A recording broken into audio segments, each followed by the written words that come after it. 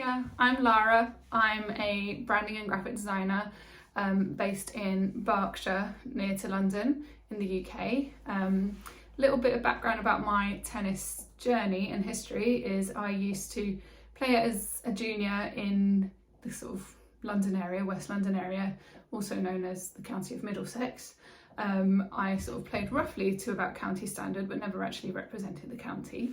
I started pretty young, when I was about 5 years old, playing in the garden with my dad, and then sort of progressed on to coaching when I was a bit older and competing as a teenager. I then eventually started coaching, sort of helping out in my tennis centre. I was never really a member of a club, so sort of parks and tennis centres and community centres were where I sort of played. Currently I'm a mum of 2 daughters, so navigating that whole parenting journey, which is fun. I'm a semi-retired coach. I'm a level 3 tennis coach, but haven't really coached much in the last few years because of kids, which is why I kind of pivoted to running my own sort of freelance branding and digital marketing, I guess, design sort of business. And yeah, just trying to navigate that life with being a parent.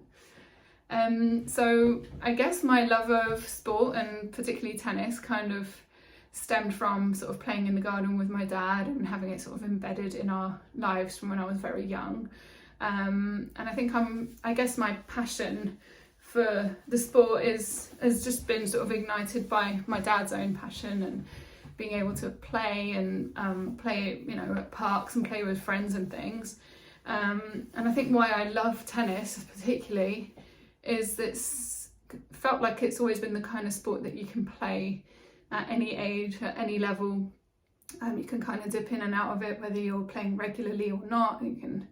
I've been able to go back and sort of start playing for a club, but even that's been quite challenging with, you know, parenting routines and trying to run a sort of freelancing business. I think, yeah, it feels like it's a really family-friendly sport. That, you know, I can introduce my own kids to it and force my husband. And yeah, I feel like it's one of those sports that you can learn a lot from about yourself. It can add a lot to your own life. You know, you feel like whenever you step on a court, you're learning a bit more about yourself and a bit about your game. And that kind of feels like it's got quite a lot of learnings into daily life a lot of the time. So yeah, that's why I'm passionate about the sport, I'd say. And then it's kind of led to me having this kind of battle of being really into design and art, you know, when I wasn't on a tennis court or involved in coaching and stuff. And I've kind of had this relationship where at times I've been, you know, really heavily involved in just the tennis side of things, but really missed the design world. And eventually figured out after having, you know, my kids that that I'd like to have a go at trying to sort of blend the two and offer branding and design and sort of marketing design services to people in the tennis industry, seeing as I know the industry so well. And that's why I sort of started Seven Love Studio. And the story behind the name is Seven is actually my 3rd surname, Neves, spelled backwards, and love as well, obviously the passion for the sport. So I thought I'd combine those two and have a unique sounding name like Seven Love Studio, which has a few connotations to tennis too, of course, 7 love tiebreak. And yeah, and it was really a way for me to combine my passions and work in an industry that I know about, and sort of pass on that knowledge and, you know, sort of support people who are in the tennis industry, whether it's a coach or a club or a program, a coach trying to grow a program, and other sort of businesses too. I work with Berkshire Tennis. I run their social media, which was never really an expertise area of mine, but something that I've developed, so I kind of really understand the digital marketing world now quite well. But I also got involved in sort of trying to help lead their women and girls tennis. So first port of call for me, as my coaching background kind of helped me realise, was that to sort of get the coaches together and support each other. I think that's a massive thing in sport in general, and particularly for women, is to sort of find each other and support each other through the challenges that you encounter, you know, being a coach and sort of just working in the sports industry in general.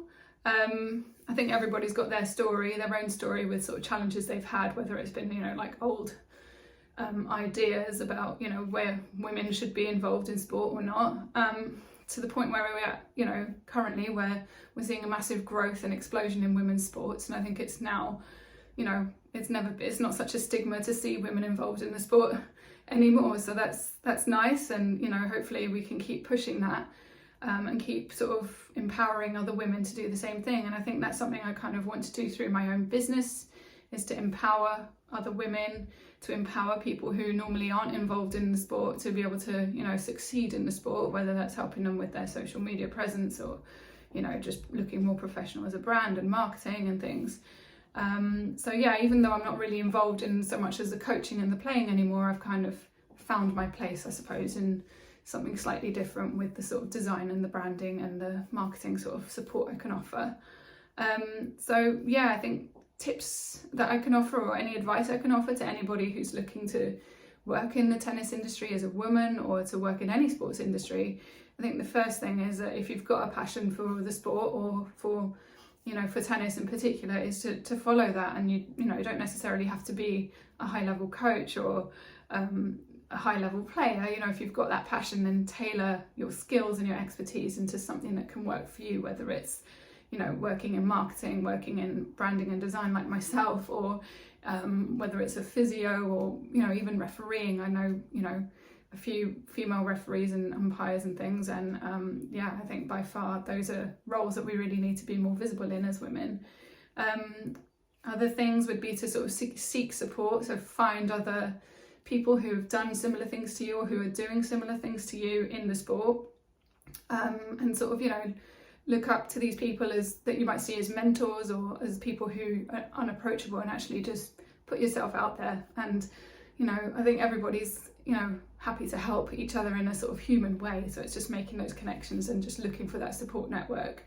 And in some cases, sometimes it, you know, if you want to do something in any given sport, and particularly something like tennis in the UK, you might have to put yourself out there and volunteer, or, you know, give a bit of your time just to sort of build up that niche expertise, which is something I had to do in the beginning of my business, was to, you know, offer work for free or very cut prices, just to be able to build up my portfolio and my experience of working in something so specific, I suppose.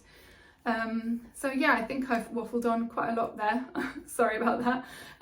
It's been great to have this chance to talk to you all about women in tennis, from a slightly different angle, I suppose.